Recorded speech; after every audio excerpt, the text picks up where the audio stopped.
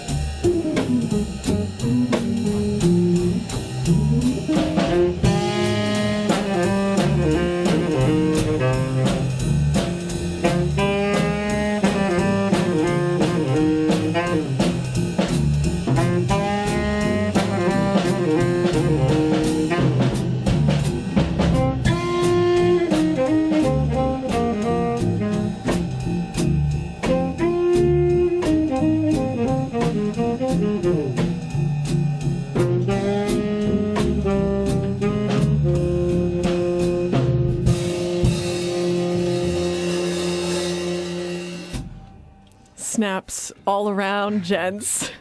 Milt Jackson's Bags Groove from the Fort Richmond Collegiate Jazz Quartet. Welcome to the studio, gentlemen and ladies.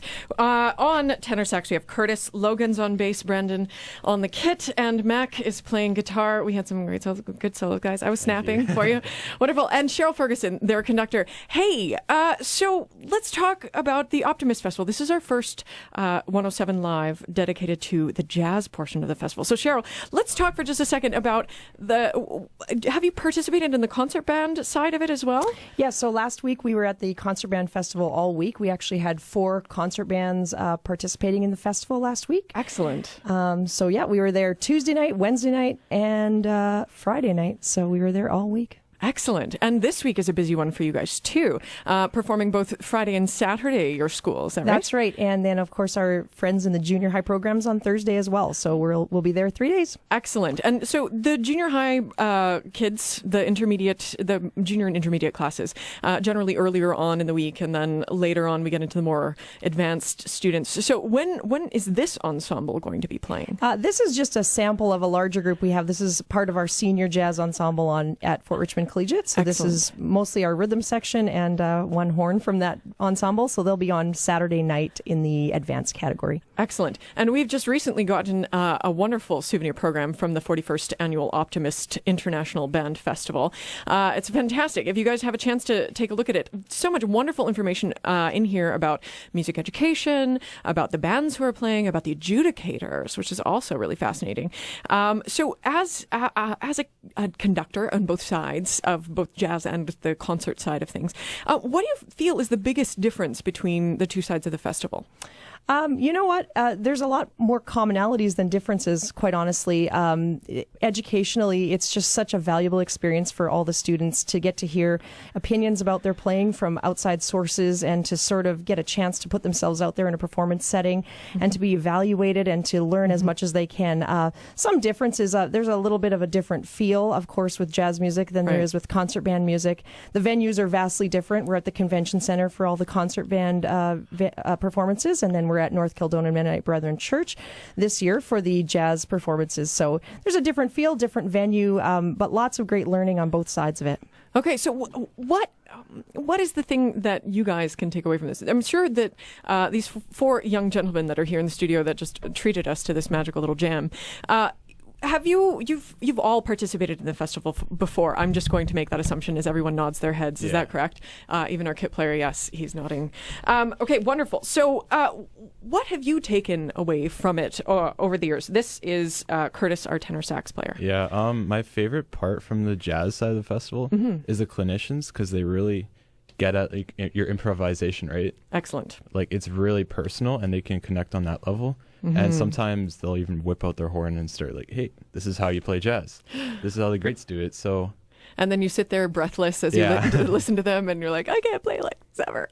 Yeah, that's amazing. It's inspiring, though. That's great. Wonderful. Has there been a particular adjudicator or what did you call them? Sorry, the clinician. Yeah. Was there a particular clinician that stood out for you in the years that you've been involved? Probably Greg Gation from Brandon University. From Brandon. Excellent. Yeah. And what was it about his? He was just so happy and supportive. Like other adjudicators are like, point out all your mistakes, right? But he encourages you, so it like makes you want to continue jazz. That's excellent. Yeah, it's important to foster that love. Hey, so let's hear from somebody else. How long have? Okay, yeah, let's hear from our percussionist on the kit, Brandon. So, Brandon, how long have you been batterying? How long have you been playing the drums? I could say about since grade 7. So since grade 7. So 5-6 years. And is percussion your first instrument, or did you play something other? I always wanted to start drumming when I was really young, and then I got a little Remo one tom when I was about 4 or 5. Smacked away on that for a while up until I could afford a kit. So I'm still stuck with the same one I've had since grade 7. But that's kind of beautiful, though. Oh yeah, I don't know. Like I'd like to let it go, but it'd be hard to. Yeah, I'm sure. Yeah. But have your parents been encouraging? Because that's one thing that you never know with drummers. Because I mean, it's noisy. It is noisy. Yeah, I mean, I don't. I teach a 7-year-old who I hear is up at 6:30 in the morning banging away, waking up the parents. But me personally, I'm a little bit older, so I know not to wake up the parents, or maybe might not get dinner that night, or type of thing. So I just try and do most of my practicing if I'm home before my parents or brother, whatever. Okay, well, that's very kind of you. You're a very courteous drummer. I used to live with a drummer. He's a wonderful drummer. I didn't mind it so much, but I mean, I'm a little bit of an audiophile, so it's okay. But yeah, the rest of the people in our building didn't really appreciate it so much. For sure. Anyway, but amazing, great. And so, hey, let's move along to Mac, our guitarist. So, Mac, are you a multi-instrumentalist, or is guitar your first love? Well, guitar was my first love, but I became a multi-instrumentalist because of it. Oh, fantastic. So tell us how that happened. Well, I was always interested in like the whole aspects of like being in a band, but I never really had like a band to back me up.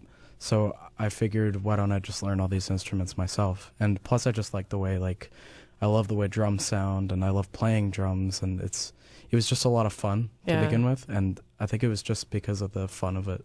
Mac, I really started getting into it. That's awesome. But I think that should be something that should encourage not just band musicians, but any musician. I mean, becoming involved in some kind of communal organization where you get to, like, you know, at least work out your chops. You know, why not? Yep. That's fantastic. Another reason to support community band and high school band and junior high band. You know, get started early, guys. Like, this is fantastic. Okay, so let's move on. Logan is the only lovely gentleman we haven't spoken to yet. So Logan, with your massive upright, do you also play electric bass? Yeah, I do. Yeah? Which one did you start with? I started with electric. Okay. Yeah, that's less cumbersome. Yeah. So, I mean, you do have to bring your amp everywhere with you. That's the one thing. Oh, yeah. But tell us, what inspired you to embrace the bass? Well, I wasn't really inspired. I was more told to. Yeah. So tell us how that unfolded. Well, we were playing a tune in jazz band in grade 10, and I was asked if I was able to play the upright. So I dug it out from behind the blackboard at school. Poor Cheryl is like putting her face in her hands in embarrassment. It's beautiful. So I had to give it a try. And it didn't go as bad as I thought. That's always encouraging. But it did give me quite a few blisters. But sure. I eventually warmed up to it. Great. So, but were you playing something other than bass before this? Yeah. Yeah. What were you playing? I was like I would taking a little bit of piano lessons. Great. I did not like that, so I quit because I hated taking it out of the book. I like learning like popular songs and stuff. Okay. And then I moved on to drums, and then this guy got me into playing guitar. So nice. Yeah. So another multi-instrumentalist. Yeah. That's fantastic. And the both of you, Curtis and Brandon, Brandon, you said you're just mostly a percussionist, but Curtis, do you play any other instruments? Yeah, actually, I started with guitar when I was in grade 4, I think. That's excellent. And then in grade 7, I just got obsessed with the saxophone and flute. Flute. Yeah. Amazing. For jazz bands. Well, you know what, though? There's some wicked flute. I am a huge fan of Jethro Tull. I don't know if you know who they are. 70s Prague. Amazing. Like, my brain melted when I first heard them. But yeah, Ian Anderson, what a beast. Like, seriously. Bourré, one of my, when I was 16, I discovered Jethro Tull, and it blew my mind. So yeah, other things that you can do with jazz. I mean, go and talk about just these. It trains your ear in a different way. And gives you a flexibility that is much more instinctive, as our bass player Logan was sharing with us just a moment ago. Instinctive music, and you know what? I think we should play some more of it. How about that? And we'll let you guys go and practice for the rest of your Optimist Festival experience. Again, the Winnipeg, Manitoba. It happens every year. The Optimist Festival of Winnipeg, an international band festival featuring concert bands and jazz ensembles from Winnipeg and beyond within the province. And there's nothing like getting a bunch of people together to make some really good music. Really. So what are we going to have, boys? Tenor Madness by my favorite saxophone player, Sonny Rollins. Nice. What a way to end this edition of Birchwood Jaguars 107 Live. 1, 2,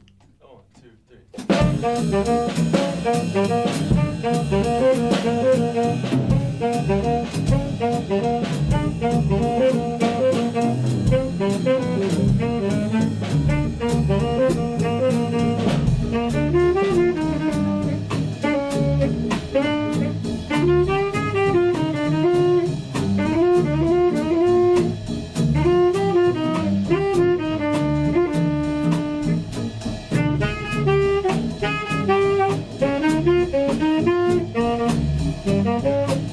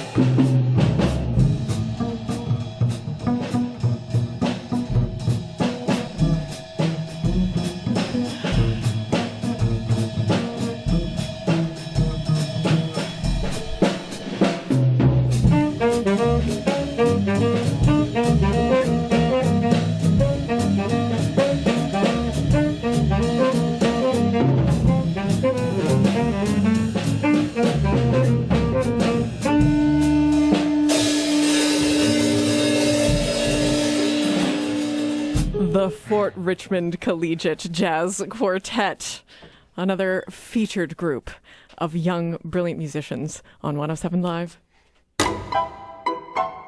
107 Live is Classic 107's intimate concert series, brought to you by Birchwood Jaguar, the art of performance.